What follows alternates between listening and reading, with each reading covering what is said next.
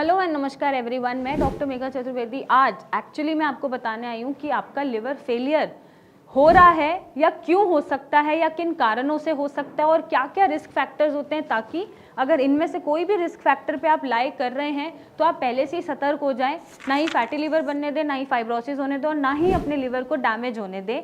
तो जो ये रिस्क फैक्टर्स हैं ये बेसिकली क्या दर्शाते हैं कि अगर इनमें से कोई भी कंडीशन में आप लाई कर रहे हैं या ऐसी कोई भी कंडीशन आपको चल रही है या हो रही है तो हो सकता है कि आपका लिवर फेल हो या डैमेज हो जाए, जिसमें नंबर 1 आता है हमारा हेपेटाइटिस बी।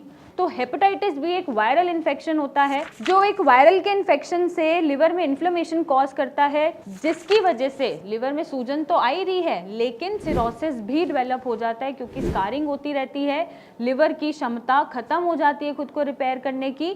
और सेम हेपेटाइटिस सी भी ऐसे ही काम करता है। ये दोनों ही वायरल इन्फेक्शन है जिससे लिवर सिरोसिस बहुत पेशेंट में कॉमन मिलता है कि सिरोसिस बन रहा है या लिवर डैमेज की तरफ जा रहा है। इसके साथ उनके जो लिवर के लेवल्स हैं, एसजीओटी, एसजीपीटी, बिलीरुबिन, सारे लेवल्स हाई होना शुरू हो जाते हैं और लिवर की क्षमता खत्म हो जाती है खुद को रिपेयर करने की, और वो फाइनल स्टेज सिरोसिस में जाके बैठ जाता है या वो डैमेज पे चला जाता है।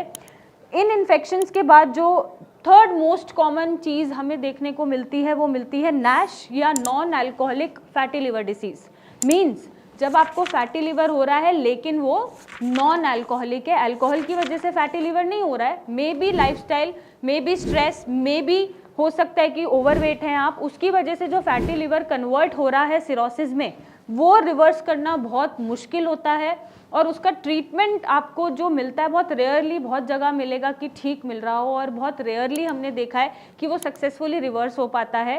तो non alcoholic fatty liver disease भी सिरोसिस का बहुत मोस्ट कॉमन कॉज है और वो जब कन्वर्ट होता है सिरोसिस में तो उसको रिवर्स करना बहुत ही मुश्किल होता है आपके लिए भी और डॉक्टर्स के लिए भी।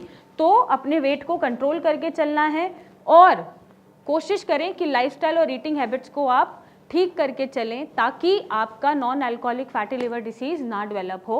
Next then obviously this is so common cause and so obvious cause जिसमें एक्सेसिव अल्कोहल इंटेक से अल्कोहलिक लिवर डिसीज होती है। पहले क्या बनेगा, अल्कोहलिक फैटी लिवर, और वो धीरे धीरे कन्वर्ट हो जाएगा आपका लिवर सिरोसिस में, जिसको हम अल्कोहलिक लिवर डिसीज बोलते हैं। इसमें अल्कोहल यूज से, एक्सेसिव अल्कोहल अब्यूज से या यूज से जब आपका लिवर डैमेज होना शुरू हो जाए, स्कारिंग होनी शुरू हो जाए और वो रिपेयर ना कर पाए और वो फाइनल डैमेज में पहुंच जाए, उसको हम बोलते हैं अल्कोहलिक लिवर डिसीज। और आपका लिवर अल्कोहल की वजह से ख़त्म है। तो अगर आप अल्कोहल पे थोड़ा सा कंट्रोल भी कर लेंगे, रिड्यूस कर देंगे और एक्सेसिव इनटेक नहीं करेंगे तो भी आप अपने सिरोसिस को रोक सकते हैं या रिवर्स कर सकते हैं।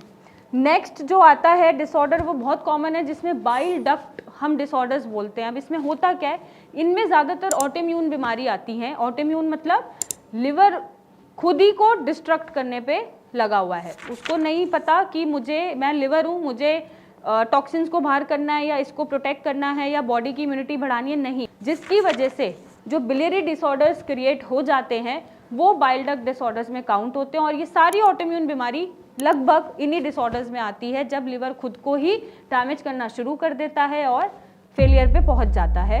नेक्स्ट जो कॉमन कॉज है मींस डायबिटीज़ पेशेंट, अगर प्रोलॉन्ग डायबिटीज़ चल रही है, अनकंट्रोल्ड है, ऑब्वियसली आप उसको कंट्रोल नहीं कर रहे हैं मेडिकेशन से या डाइट से, और डायबिटीज़ बढ़ती जा रही है तो डायबिटिक पेशेंट में भी लिवर सिरोसिस डेवलप होता है। The reason being obviously insulin या तो निकल रहा है या निकल ही नहीं रहा, और निकल रहा है तो रेजिस्टिविटी क्रिएट हो गई है, एब्जॉर्ब ही नहीं हो रहा, ब्लड में घूमता जा रहा है और वो लिवर के सेल्स को डैमेज कर रहा है, स्कारिंग में पहुंचा रहा है, इंजरी दे रहा है, जिसकी वजह से आपका लिवर हैम्पर हो रहा है और वो सिरोसिस में कन्वर्ट हो रहा है। तो डायबिटीज़ को कंट्रोल करना बहुत ज़रूरी है।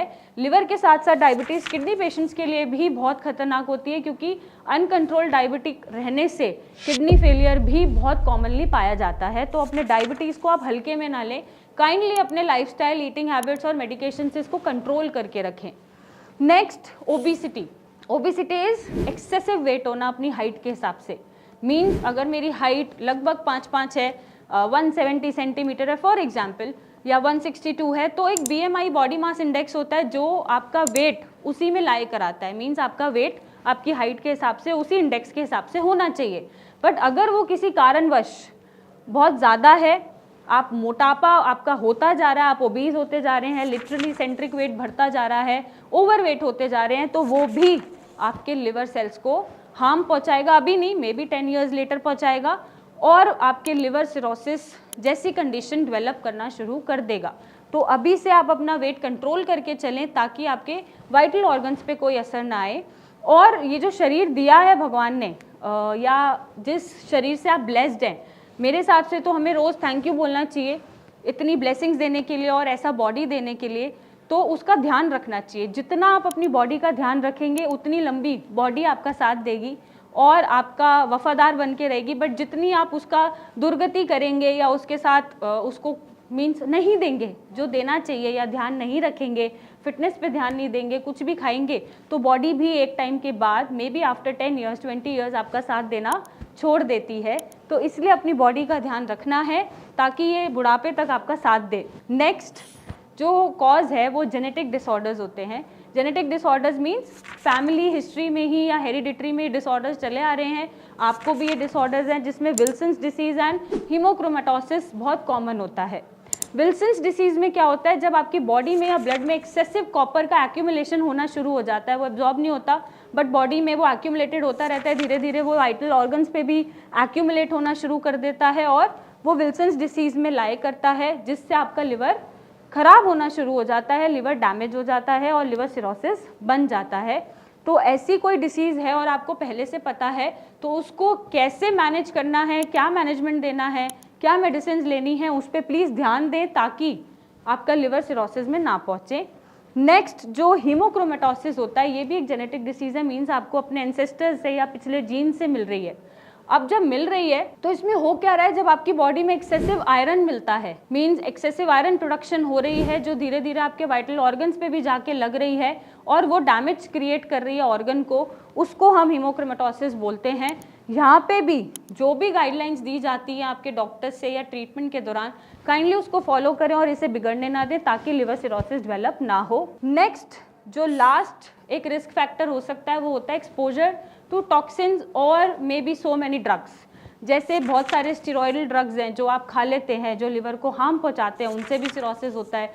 टॉक्सिन्स जैसे कोई भी टॉक्सिन हो सकता है, कोई पॉइजनिंग हो सकती है, या ऐसी चीज़ें जो नहीं खानी चाहिए बट वो आप खाते जा रहे हैं एक्सेसिवली, उससे पॉइजनिंग हो रही है, वो ज़्यादा हो रहा है लिवर में, उससे भी आपका लिवर डैमेज होता है या सिरोसिस डेवलप हो जाता है। तो इन सारी चीज़ों में से अगर आप कहीं भी लाई कर रहे हैं तो उसको कंट्रोल करें ताकि आपका लिवर बचा रहे, ट्रांसप्लांट की ज़रूरत ना पड़े और आपका लिवर ज़िंदगी भर आपका साथ दे।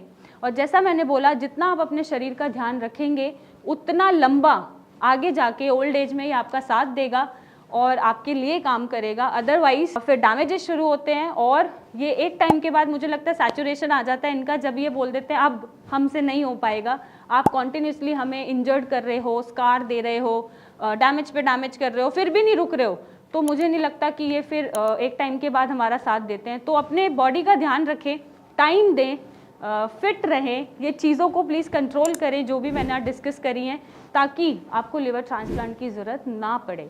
और अगर पड़ रही है तो आप हमसे मिलने आए, रिपोर्ट्स भेजें और अपने लिवर की रक्षा करें और उसे ट्रांसप्लांट होने से बचाएं।